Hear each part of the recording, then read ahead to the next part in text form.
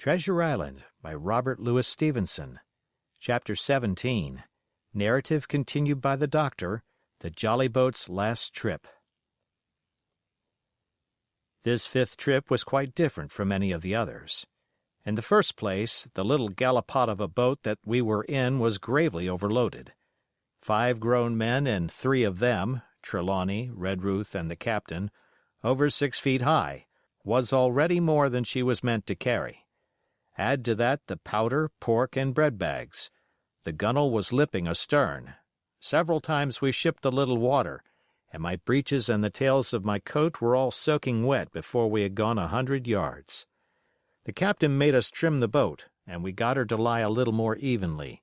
All the same, we were afraid to breathe. In the second place, the ebb was now making, a strong rippling current running westward through the basin, and then southward and seaward down the straits by which we had entered in the morning. Even the ripples were a danger to our overloaded craft, but the worst of it was that we were swept out of our true course and away from our proper landing place behind the point. If we let the current have its way, we should come ashore beside the gigs, where the pirates might appear at any moment. "I cannot keep her head for the stockade, sir," said I to the captain. I was steering, while he and Redruth, 2 fresh men, were at the oars. "The tide keeps washing her down. Could you pull a little stronger?" "Not without swamping the boat," said he. "You must bear up, sir, if you please. Bear up until you see you're gaining."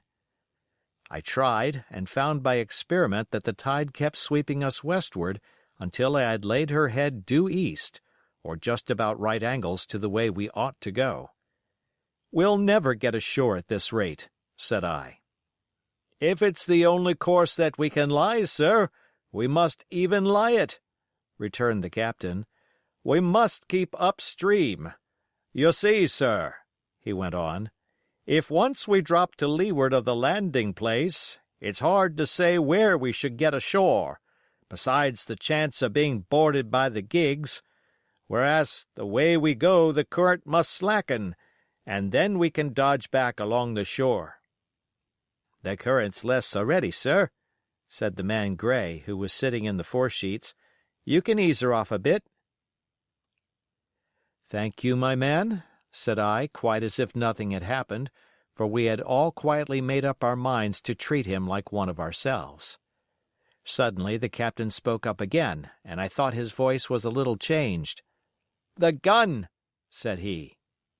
"I have thought of that," said I, for I made sure he was thinking of a bombardment of the fort. "They could never get the gun ashore, and if they did, they could never haul it through the woods." "Look astern, Doctor," replied the captain. We had entirely forgotten the long nine, and there, to our horror, were the 5 rogues busy about her, getting off her jacket, as they called the stout tarpaulin cover under which she sailed. Not only that, but it flashed into my mind at the same moment that the round shot and the powder for the gun had been left behind, and a stroke with an axe would put it all in the possession of the evil ones aboard. "Israel was Flint's gunner," said Gray hoarsely. At any risk, we put the boat's head direct for the landing place. By this time we had got so far out of the run of the current that we kept steerage way even at our necessarily gentle rate of rowing, and I could keep her steady for the goal. But the worst of it was that with the course I now held, we turned our broadside instead of our stern to the Hispaniola, and offered a target like a barn door. I could hear as well as see that brandy-faced rascal, Israel Hands, plumping down a round shot on the deck. "Who's the best shot?" asked the captain. "Mr. Trelawney, out and away," said I. "Mr. Trelawney, will you please pick me off one of these men, sir? Hands, if possible," said the captain. Trelawney was as cool as steel. He looked to the priming of his gun. "Now," cried the captain, "easy with that gun, sir, or you'll swamp the boat. All hands stand by to trim her when he aims." The squire raised his gun, the rowing ceased, and we leaned over to the other side to keep the balance, and all was so nicely contrived that we did not ship a drop.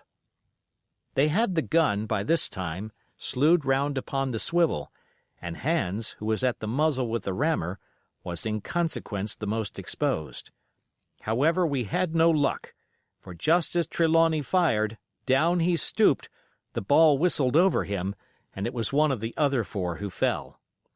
The cry he gave was echoed not only by his companions on board, but by a great number of voices from the shore, and looking in that direction I saw the other pirates trooping out from among the trees and tumbling into their places in the boats.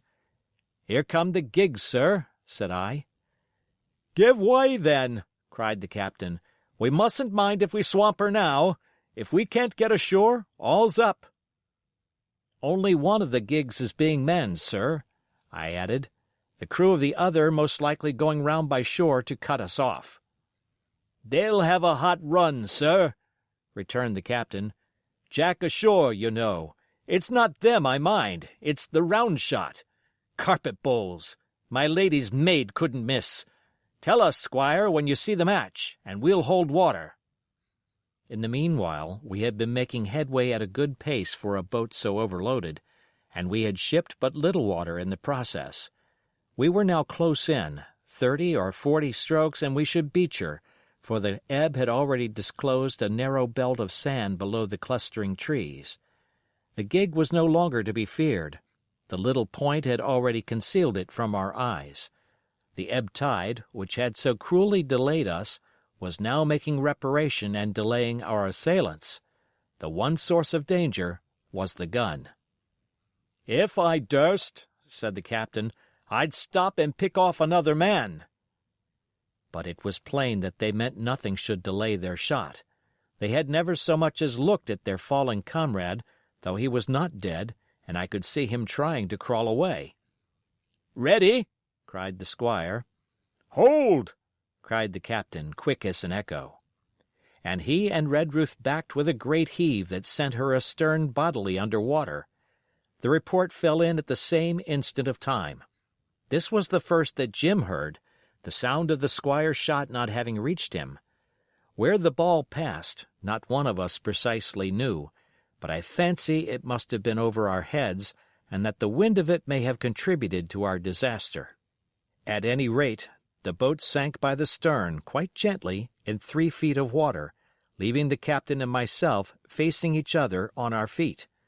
The other 3 took complete headers, and came up again drenched and bubbling. So far there was no great harm.